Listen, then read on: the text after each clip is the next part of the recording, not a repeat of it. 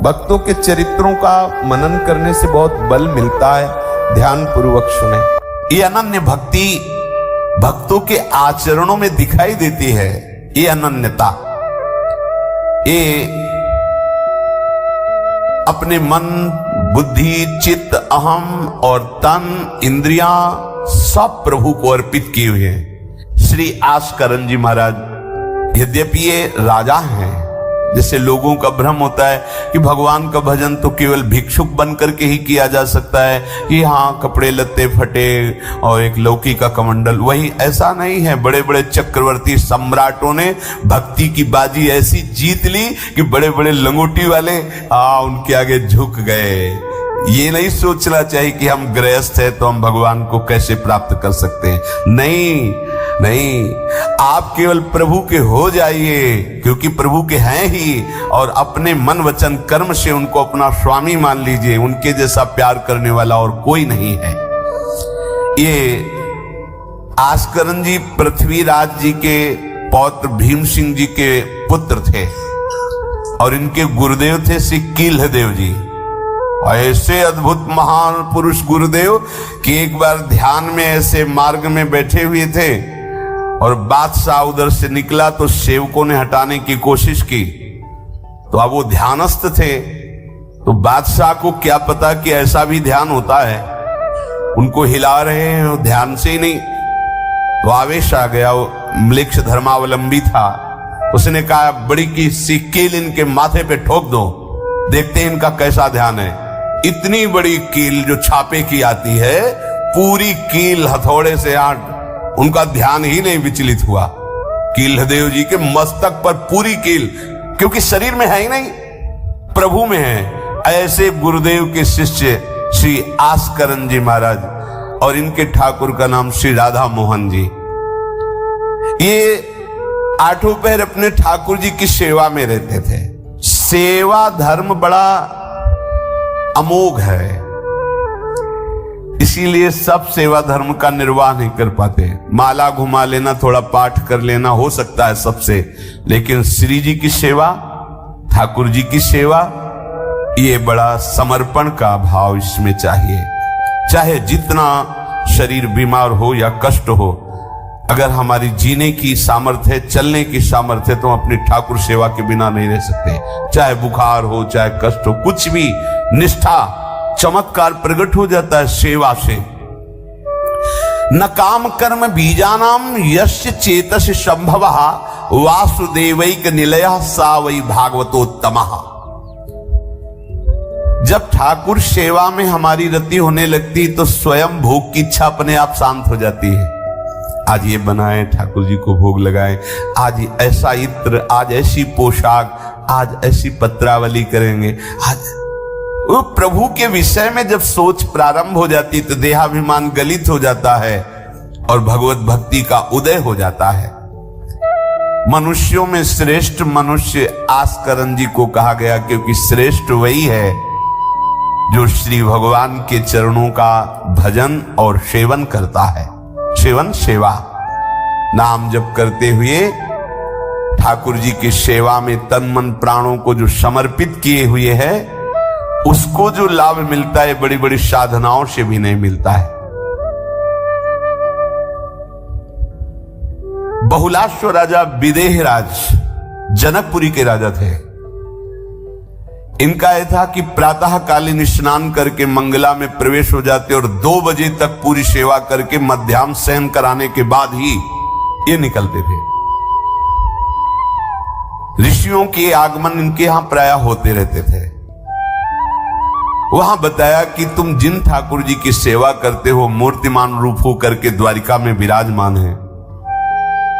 हमारी प्रार्थना है कि एक बार साक्षात दर्शन करो जाकर के। राजा बहुलाश्व ने, वहीं श्रुतदेव ब्राह्मण भी वैसे ही भजन में लगे रहते थे, बड़े अकिंचन थे। बहुलाश्व ने सारथी को आज्ञा की, रथ तैयार करो, हम सेवा में जा रहे हैं, ठाकुर सेवा करके आएंगे, फिर चलेंगे द्वारिकाधीश के दर्शन करने। उस समय भगवान विराजमान थे। सेवा में जाते, मंगला से प्रारंभ करते। वो क्रम ऐसा था कि 2 बजे ठाकुर जी को मध्याह्न में जब शयन कराते, बाहर निकलते तो समय पूरा हो जाता। वर्षों रोज रथ तैयार होता, लेकिन सेवा से तो फिर क्या हुआ? उधर रथ की तैयारी की ठाकुर जी ने, दारुक को आदेश किया रथ तैयार करो। किस बात के लिए? बहुलाश्व के दर्शन करने हम जा रहे हैं, सेवा का फल। और साथ में कौन था? श्री सुखदेव जी, सनकादि बड़े बड़े महापुरुषों को साथ लेकर भगवान स्वयं विदेह नगरी में आए और साक्षात दर्शन और सेवा प्रदान की। सेवा बहुत कठिन वस्तु है। सेवा भगवान की जिसने पधराली, प्रियाजू की पधराली सेवा कर रहा है, आप समझो श्री जी के निकुंज में हो, संशय मत करना, सीधे आपको श्री जी अपनी सेवा में लेंगे यदि सेवा विराजमान। देखो साधना का फल होता है, सेवा का फल नहीं होता। सेवा का सीधा फल होता है स्वामी के समीप नित्य सेवा में पहुंच जाना। आज तक हमें कहीं ऐसा प्रमाण नहीं मिला कि श्री जी की सेवा करने वाले की गति में अंतर हुआ हो। कहीं भी ऐसा साधना से भ्रष्ट होते तो देखा गया, लेकिन श्री जी की परिचर्या करने वाला श्री जी को प्राप्त नहीं हुआ, ऐसा हमें अभी तक प्रमाण नहीं मिला। ये श्री राधा मोहन जी के आराध्य देव थे, आस्करन जी के, और ये सेवा में मगन रहते। देखो जब आप ठाकुर सेवा, जैसे आपको कि अब हम सेवा में रहेंगे तो हमारा काम कौन करेगा? तो पूरी सृष्टि तुम्हारे काम से चल रही है, तुम्हारे चलाए चल रही। अरे कुछ समय, घड़ी 2 घड़ी तुम ऐसी निकालो जिससे एकांत चित्त से आनंद पूर्वक अपने लाडले ठाकुर को दुलार कर सको। उनको श्रृंगार करो, भोग लगाओ, आरती करो, 4 परिक्रमा करो, साष्टांग दंडवत करो। जीवन का परम लाभ है ये। पर नहीं, आप खाएंगे हलवा, गरम गरम पकौड़ी, चाय, और ठाकुर जी के सामने वो सफेद वाले दाना नहीं आते, चिरौरी रख दो। अरे भाई तुम क्या कर रहे हो? चोरी कर रहे हो तुम। घर में ठाकुर विराजमान, घर के मालिक विराजमान, हमें जल्दी ऑफिस जाना है, गरम गरम परेठा, ये वो सब, और ठाकुर जी के सामने हम तो देखते हैं जैसे कोई ठाकुर जी के दर्शन कराने के लिए लाता है तो 4 टाफी, वो भी प्लास्टिक से लिपटी हुई। मतलब देख केवल ले, खा भी नहीं सकते हो क्योंकि प्लास्टिक लगी हुई, ऊपर कवर एकदम ऐसे रखे हुए हैं। वो बोले हमारे लड्डू गोपाल हैं। जब गोपाल हैं तो टॉफी खोल पाएंगे क्या? अगर आपको टॉफी पवाली है तो आप खोल करके सुंदर एक कटोरी में रख करके ऐसे 4 दाने चिरौरी रख दिए, कटे हुए मिश्री के टुकड़े रख दिए। अरे अनंत ब्रह्मांडों का भरण पोषण करने वाला तुम्हारी चिरौरी के लिए मर रहा है। हाँ, अगर तुम्हारे पास केवल चिरौरी ही है तो वो तृप्त हो जाएगा। तुम खाओ हलवा, उसको रखो, चिरौरी तुम पहनो, एक से एक बढ़िया कपड़ा, और ठाकुर जी के लिए अलग कपड़ा होता है दुकानों में, वो ठाकुर जी के लिए लेना है। पूजा, सत्यनारायण की पूजा की सामग्री गांवों में जो परचून की दुकानें होती हैं कस्बों में, उनमें अलग होती है। बोले सुपारी देना, तो बोले पूजा के लिए, बोले हाँ, वो सड़ी सुपारी का अलग बैंक होता है, वो पूजा के लिए जाएगा। प्रभु के लिए तुम ऐसे चिरौरी रख देते हो। वो नारियल भी जिसमें पानी लो, देखो ना कथा, सत्यनारायण की कथा करनी, हमें नारियल दे दो। वो सूखा नारियल जो किसी काम में ले जाएगा, सत्यनारायण के पास जाएगा। वो कपड़ा टून का ना पहन सकते हैं, ना ओढ़ सकते हैं, ना बिछा सकते हैं, ना पोछा लगा सकते हैं, वो ठाकुर जी के लिए बलिहारी है श्रद्धा। तो भी ठाकुर जी भी ऐसी व्यवस्था करते हैं, ना पहनने लायक ना ओढ़ने लायक, ऐसा तुम्हें नया जीवन देंगे, जरूरत ही नहीं पड़ेगी कपड़े की, घूमो वैसे ही। हाँ, जरूरत ही नहीं पड़ेगी, अन्य योनिया नहीं, कोई जरूरत नहीं है, घूमो।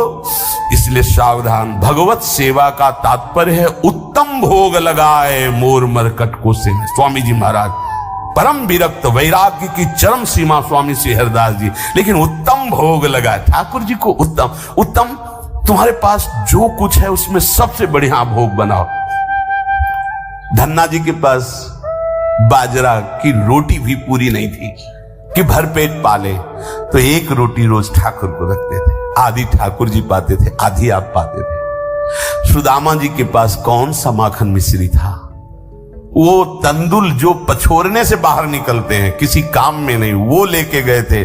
ठाकुर जी पाते हो कहते आज मैं तृप्त हो गया, सबरी जी के पास क्या था? क्या था? जंगली बेर, कहीं कड़ुआ कसैला ना हो इसलिए चख के मेरे रघुनाथ जी को कहीं कसैला ना लगे। प्रभु वाह वाह करके पा रहे। विदुरानी जी ने कौन सा 56 भोग पवाया? केले के छिलके भाव दशा में डूबी हुई। देखो हमारे ठाकुर को कुछ नहीं चाहिए, भाव से समझिए। ये बिहारी जी को 4 घंटे बैठने के लिए 10-10 लाख रुपए का फूल बंगला निकले, काम थोड़ी चलाया जाता है। अरे हमारे लाडले सरकार है, अगर 4 घंटे बैठ गए 10 लाख खर्चा हो गया तो क्या? अनंत ब्रह्मांडों का सृजन करने वाला ठाकुर हमारे पास नहीं है। तो ठाकुर जी को आपका भाव चाहिए, और आप तो सो बढ़िया पलंग में, और ठाकुर जी को एक छज्जा में विराजमान किए। छज्जा में ऐसे उतर नहीं सकते, मतलब कूदे तो वैसे ऊंचे, अगरबत्ती दिखा दी चलिए। आप तो नहीं, अपने लाड़िले ऐसे प्यार करो, ऐसी जगह सिंहासन रखो कि उतर कर अगर आपके वन विहार करना चाहे तो उतर लेना, ऐसा विराजमान करो आराम से। ओ एकदम वो सिर्फ दीवार में ऐसी जगह, या तो बाहर वाले कमरे में, अपने कमरे में तो ठाकुर जी रहेंगे ही नहीं। अरे भाई अगर घर में ठाकुर जी तो उठते बैठते निकलते, उनके दर्शन हो रहे, चोरी क्या? तुम तो हमारे घर के माई बाप हो, सब देखो, चोरी क्या आपसे? आपको जो अच्छा न लगे सुधार देना, ऐसे रहना चाहिए। बिल्कुल भगवत प्राप्ति निश्चित है। ये सेवा पद्धति है, बड़े भाव से आप इसको स्वीकार कीजिए। हमारे लाडले बड़े कृपालु हैं। अरे जहर पिला रही है छाती में लगा के तो परम पद दे रहे हो, तुम दूध पिलाओगे तो तुम्हें परम पद नहीं मिलेगा। पूतना जहर लेकर के पिला रही बाल गोविंद को, अभी 6 दिन के ठाकुर हैं, उसे परम पद प्रदान किया, और आप रोज सुंदर सुंदर भोग लगा रहे हो और तुम्हें भगवत प्राप्ति नहीं होगी।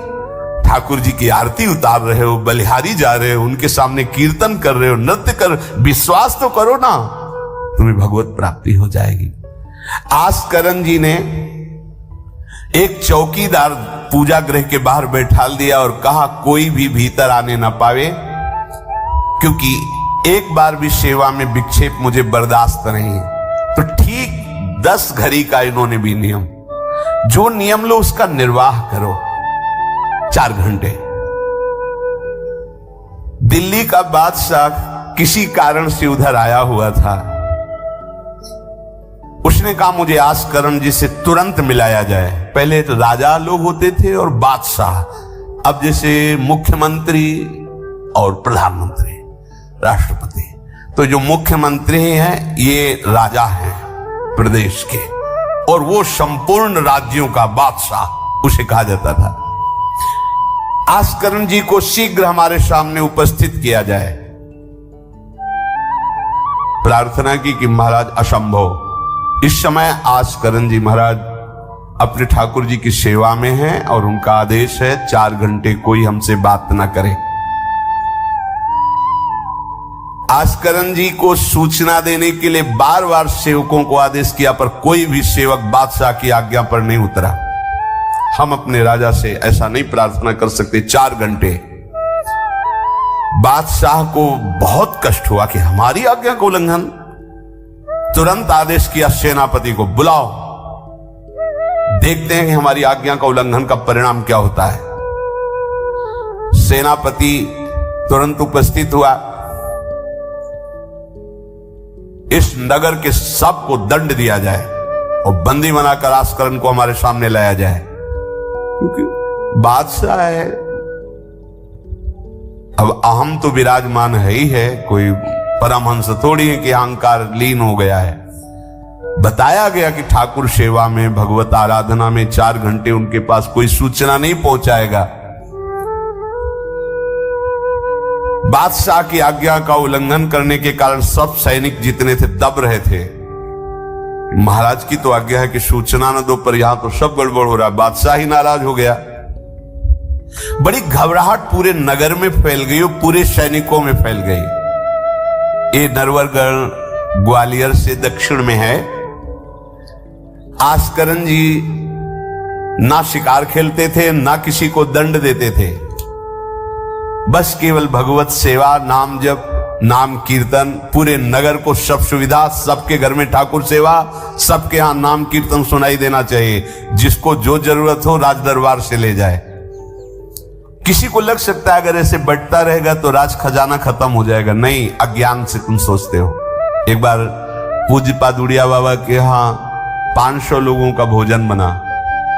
अब वहां उत्सव में 5000 से भी अधिक लोग आ गए, तो जो सेवक जन थे, भंडारी थे, भाग के आए, बाबा अब तो बहुत ही हानि हो जाएगी, क्योंकि सब लोग आ गए, 5000 के लगभग लोग हैं और 500 का ही भोजन बना है।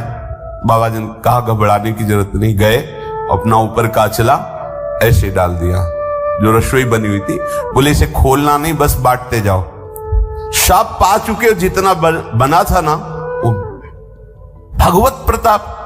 हरिराम व्यास जी की बेटी का ब्याह, रात्रि में बारातियों के स्वागत के लिए एक से एक सुंदर पकवान बने हुए थे, क्योंकि जिनके चेला मधुकर शाह राजा थे उनके पास कमी क्या, सब सुविधाएं।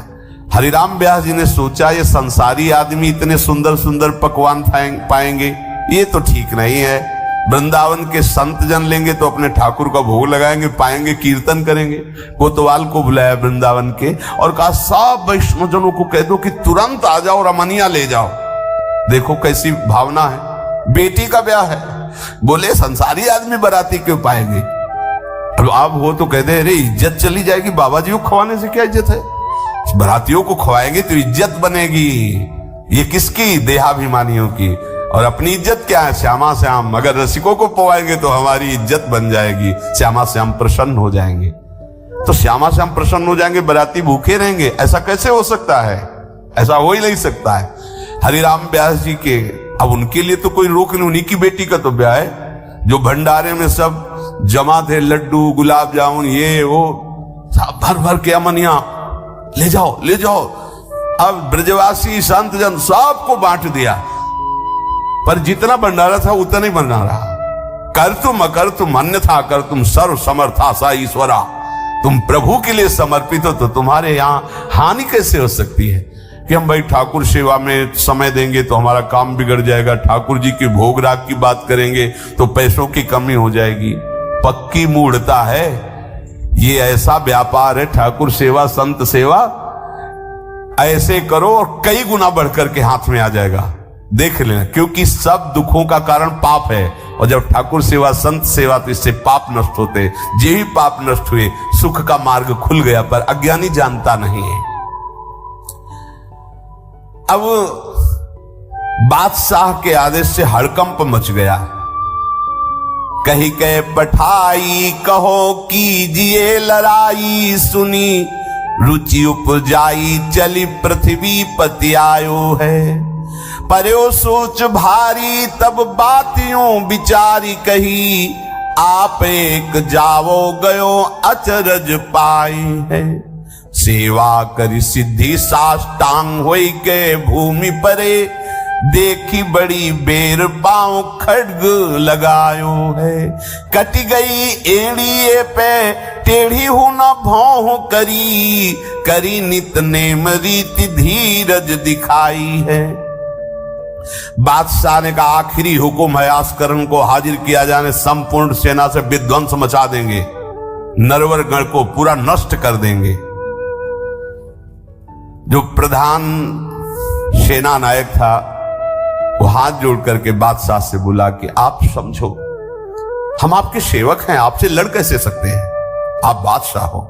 पर मेरी प्रार्थना है आप अकेले जाकर के देख लीजिए, आस्करण जी सेवा में है, अकेले जाकर बात कर। हम सूचना नहीं दे सकते पर आपको रोक नहीं सकते, आप जाकर के बात कर लीजिए। बादशाह को लगा कि बात तो सही कि हमारे ही अनुकूल है, ये कोई वैरी तो है नहीं, चलो कोई अंगरक्षक नहीं। और स्वयं अंदर जाकर के देखा तो सारी सेवा हो चुकी थी, ठाकुर जी की साष्टांग दंडवत कर रहे थे। सत्संग में भी कहा है कि आप लोगों का जैसे शरीर स्वस्थ है तो साष्टांग दंडवत का नियम लेना चाहिए। अपनी ठाकुर सेवा करके 5, 7, 11, 21, 51, 108 अपने ठाकुर जी 4 परिक्रमा की, कहीं से भी 108 दंडवत। एकोपि कृष्ण कृता प्रणामो दशाश्वमेधा व्रतेन तुल्य दशाश्वमेधी पुनरेपि जन्म कृष्ण प्रणामी न पुनर्भवाए। ये भीष्म जी बोल रहे हैं। एक बार हमारे श्री कृष्ण को कोई साष्टांग दंडवत कर दे, 10 अश्वमेध यज्ञ का फल और घृत स्नान का उसे प्राप्त होता है। पर 10 ये अश्वमेध यज्ञ करने वाला पुनर्जन्म को प्राप्त होता है, पर एक बार श्री कृष्ण को साष्टांग प्रणाम करने वाला पुनर्जन्म को प्राप्त। दशाश्वमेधी पुनरेपि जन्म कृष्ण प्रणामी न पुनर्भवाए। अपने पास तो भगवत प्राप्ति के लिए बहुत से अस्त्र हैं, केवल नियम पूर्वक प्रयोग करो, माया का प्रवाह बंद हो जाएगा। ठाकुर सेवा के बाद करना चाहिए साष्टांग दंडवत। हमने महापुरुषों को देखा है, गुरुजनों को देखा है। अब शरीर उस लायक नहीं तो भाव से कर लीजिए। अगर शरीर स्वस्थ है और आप करने लायक हैं तो जरूर, जैसे माताएं बहनें सखियां हैं तो पंचांग, एक पंचांग दंडवत की खड़े हो गए, हाथ जोड़ा, मंत्र अंदर स्मरण किया, फिर पंचांग 5, 7, 11, 21, 51 ऐसा करना चाहिए। आस्करण जी भगवत सेवा करके साष्टांग दंडवत कर रहे थे नियम पूर्वक। अब ये तो पता चल गया कि कोई आया है, पर ना नजर दी, ना बात की, ना रुके। उठे, साष्टांग दंडवत, फिर उठे, फिर साष्टांग दंडवत।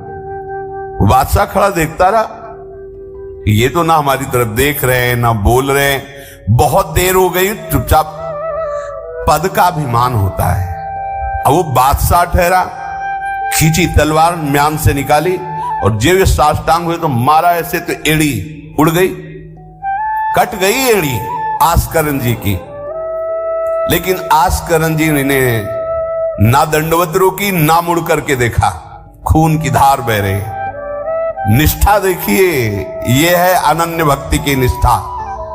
नहीं कहा कि अब रुक गए, कुछ नहीं, वैसे ही खड़े हुए, फिर साष्टांग दंडवत, फिर खड़े, खून से लथपथ हो रहे। कोई कष्ट का अनुभव नहीं दिखा रहे कि आओ कहे या पीछे मुड़ करके देखे। अब तो धैर्य छूट गया बादशाह कि ये मेरे से तो अपराध बन गया, ये कोई नाटक नहीं कर रहे, ये तो सच्ची में महान भागवत है। क्योंकि जो पद का अभिमानी जन होता है वो ये नहीं जानता है कि भक्ति क्या होती है, भक्ति का स्वरूप क्या होता है, भक्तों की निष्ठा क्या होती है। उनको तो लगता है कि मैं अमुक पदाधिकारी हूं, मैं इतना, तो ये बाबा जी लोग भीख मांगने वाले, इनके आगे क्या जमीन में बैठे, हमारे लिए कुर्सी की व्यवस्था नहीं होगी क्या? हमारे को इस पद का अभिमान जो मिला है उसका सम्मान होना चाहिए। तो वो जिस पद में है, इस सृष्टि में कोई वो पद नहीं है, वो हरिदास पद में है, हरि पार्षद।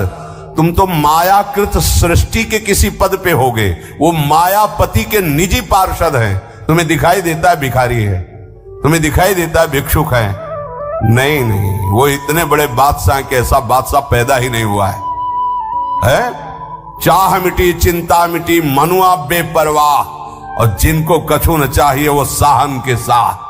नरपति सुरपति लोकपति जिनके भावे घास, जिनके भावे घास, रहे परमानंद में तज सब ही की आस। गर्दन उतार दोगे, अगर हरि का विधान होगा तो शरीर ही नष्ट होगा, नहीं तो हमें छू भी नहीं सकते, हमारे स्वरूप को नहीं छू सकते। भक्त अपनी निष्ठा पे होता है। एक बार भी आस्करण जी ने मुड़ करके नहीं देखा बादशाह की तरफ। अब तो धैर्य छूट गया बादशाह की, गलती हो गई हमसे। ऐसा ही होता है।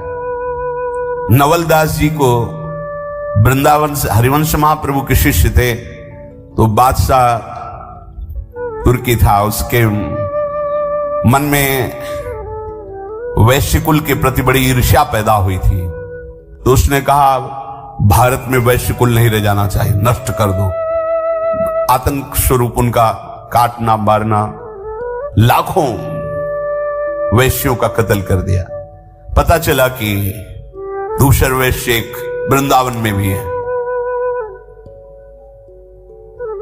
आए, उनको बंदी बना लिया, सामने पेश किया, कहा सर झुकाओ। कहा तो झुक चुका है एक जगह, राधा वल्लभ लाल के चरणों में। अनंत कोटि ब्रह्मांडों के बादशाह के सामने सर झुक गया है। अब तू तो एक भूमंडल का जबरदस्ती बादशाह बना बैठा है। बोले जंजीरों में बांध दो इसको, रोज कोड़े लगाओ, भोजन मत दो, फिर इसको हम दंड निश्चित करेंगे। देखते हैं, ये बहुत अपने अभिमान में है। बांध दिया। सुबह कोड़े लगाने गए तो जंजीरें पड़ी थी और कुछ नहीं था। फिर खोजा तो वृंदावन में राधा वल्लभ जी के दर्शन के, फिर बांध के ले गए। अरे बोले तेरी जंजीरें क्या मुझे रोक सकती है? जब माया की जंजीरें नहीं रोक पाई तो तेरी जंजीरें क्या रोकी? तू लाख बार बंधवा, मुझे नहीं रोक सकता। आखिरकार चरणों में झुका, उनका बंद करवा ये नरसंहार। तेरे इस नरसंहार से कुछ नहीं होने वाला, तू शांति से रह, ये ऐसे उपद्रव करना बंद कर। तो ये जो पदाभिमानी जन है, एक अभिमान में न जाने कैसे कैसे बड़े अपराध हो जाते हैं, भक्तों को नहीं जानते हैं।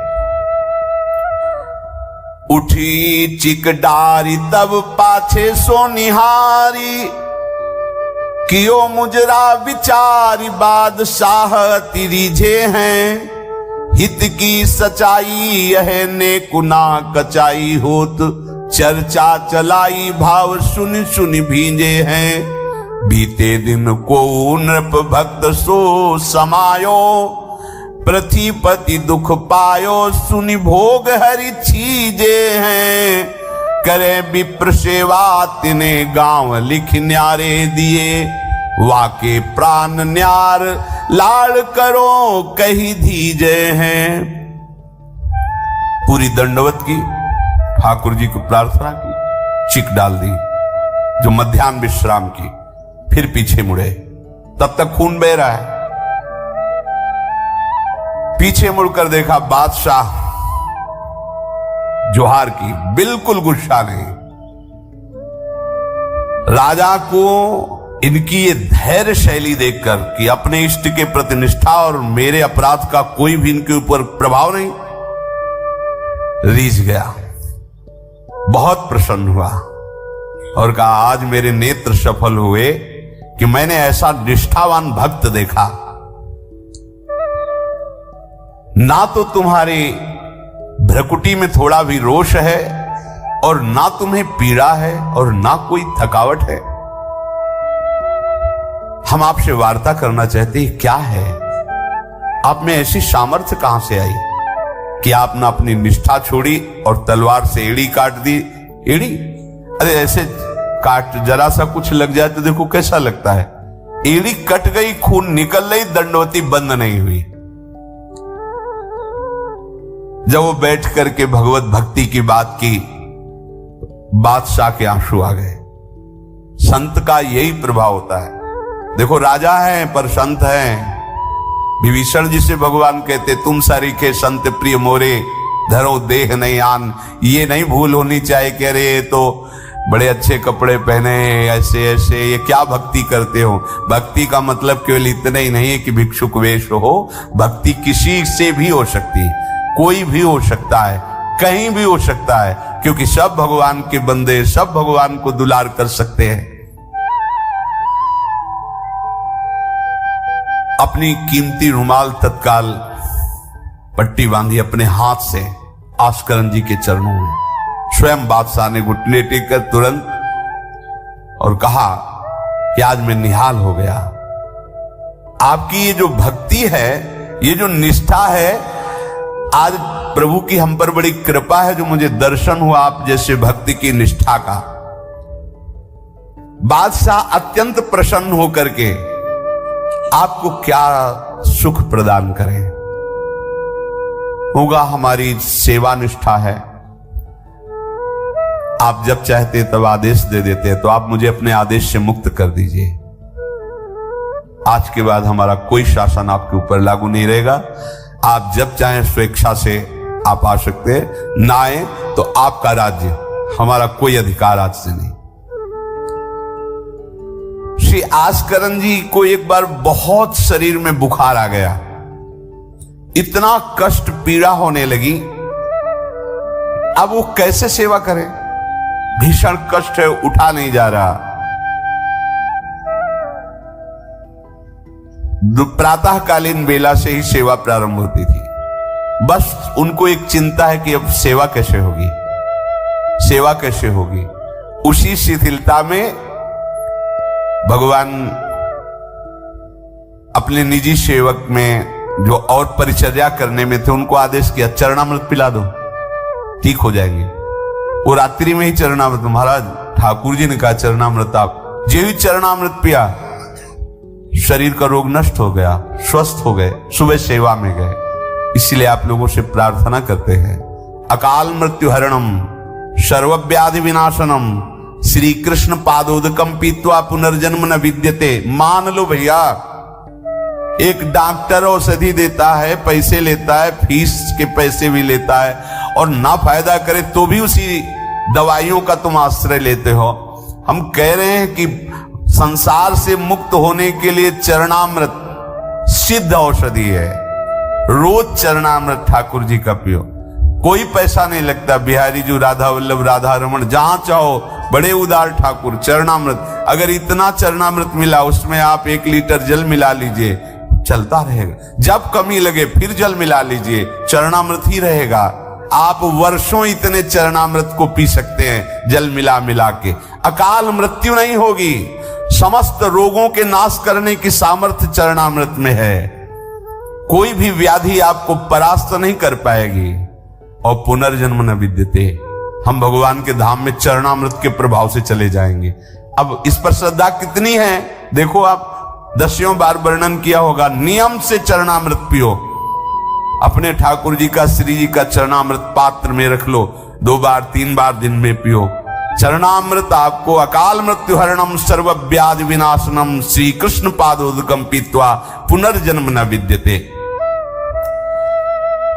एक बार किसी विपक्ष राजा ने आक्रमण कर दिया आस्करन जी के ऊपर।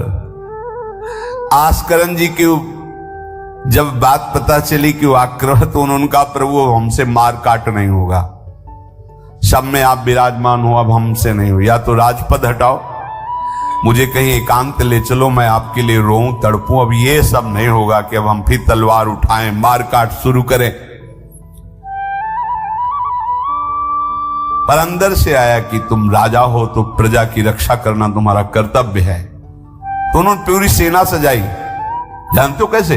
सब मजीरा लो और स्वयं बोले नाम कीर्तन करो, राधा वल्लभ श्री हरिवंश श्री वृंदावन श्री। कहां जा रहे? बोले युद्ध करने जा रहे हैं। ऐसे युद्ध होता है। प्रभु से कहा हमसे मारकाट होने वाले नहीं, जब हमारा कर्तव्य ही तो हम ये कर्तव्य कर रहे हैं। राधा वल्लभ श्री हरिवंश, राधा नाम कीर्तन।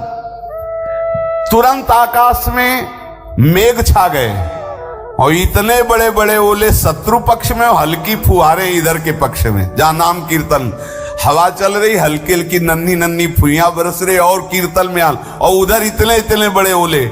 सब भाग गए, अस्त्र शस्त्र की आवश्यकता नहीं हुई।